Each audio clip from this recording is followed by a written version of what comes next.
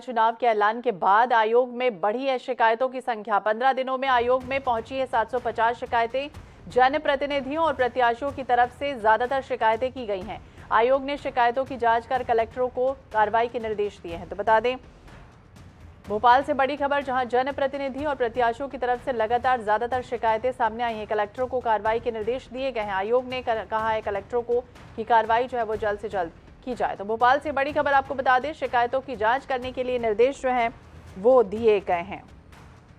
विशेष संवाददाता अनुराग मालवी हमारे साथ लगातार बने हुए। अनुराग, जिस तरह से शिकायतें लगातार सामने आ रही हैं, क्या कुछ शिकायतें हैं और अब जांच के जो आदेश है वो भी दिए गए हैं?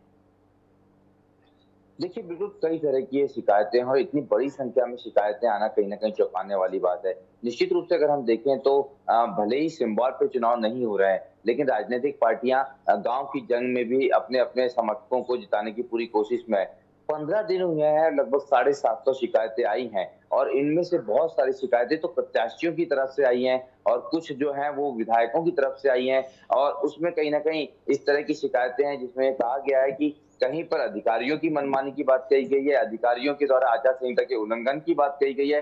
तो दूसरी तरफ पार्टी के द्वारा दबाव बनाए जाने की सबसे ज्यादा शिकायतें इसी बात की है कि जो प्रभावी चेहरे हैं वो दबाव बना रहे हैं, एक दूसरे व्यक्ति को ना प्रचार करने दे रहे हैं या फिर पहले नामांकन उठवाने की बात आई। तो इस तरह की शिकायतें बहुत ज्यादा है और निश्चित रूप से कहीं न कहीं कमजोर प्रत्याशी या फिर ये कह लें कि दूसरे प्रत्याशी पे दबाव बनाने की सबसे ज्यादा शिकायतें, लगभग 550 इस तरह की शिकायतें इसमें शामिल हैं, श्वेता। तो बिल्कुल 550 से ज्यादा शिकायतें आनी है। 15 दिनों में आयोग में इस तरह की शिकायतें पहुंची। अनुराग, अभी ये भी समझना चाहेंगे कि मतदाता सूची में जो गड़बड़ियां उसे लेकर भी लगातार शिकायतें सामने आई, वो किस तरह की गड़बड़ियां हैं?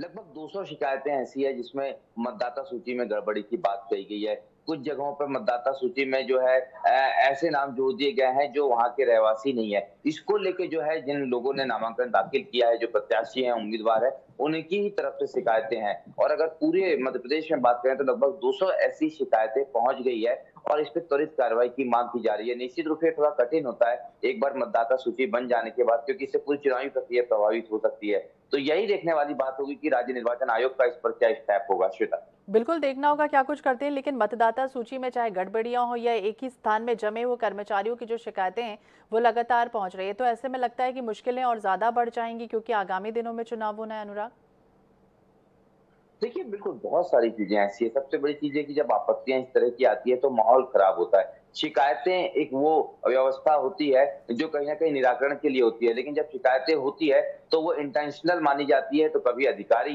किसी प्रत्याशी के प्रति नाराज़ हो जाता है, जिस वोटर की शिकायत होती है उससे उसके कारण कभी-कभी माहौल खराब होने की स्थिति होती है या प्रत्याशी एक-दूसरे की शिकायत करते हैं, तो तनाव बढ़ता है। तो निश्चित रूप से सबसे बात महत्वपूर्ण यही होगी कि किस तरह से जिला निर्वाचन अधिकारी, कलेक्टर, जिनको सबसे बड़ी जिम्मेदारी इन चुनाव की होती है या वही केंद्र बिंदु होते हैं, वो किस तरह से अपने-अपने जिलों में इसको हैंडल कर सकते हैं और राज्य निर्वाचन आयोग इनको हैंडल करने के लिए किस तरह की गाइडलाइन जारी कर सकता है, किस तरह का मशवरा देता है। मशवरा किस तरह से देगा, क्या गाइडलाइन जारी करेगा, ये तो फिलहाल देखना होगा। लेकिन जिस तरह से आदेश दिए गए हैं कार्रवाई करने के, तो उसके लिए अब कलेक्टर किस तरह से कार्रवाई करेंगे? क्या कोई टीम गठित करेंगे या किस तरह से लोगों तक पहुंचा जाएगा? निराकरण करना है, शॉर्टलिस्ट किस तरह से किया जाएगा आगे?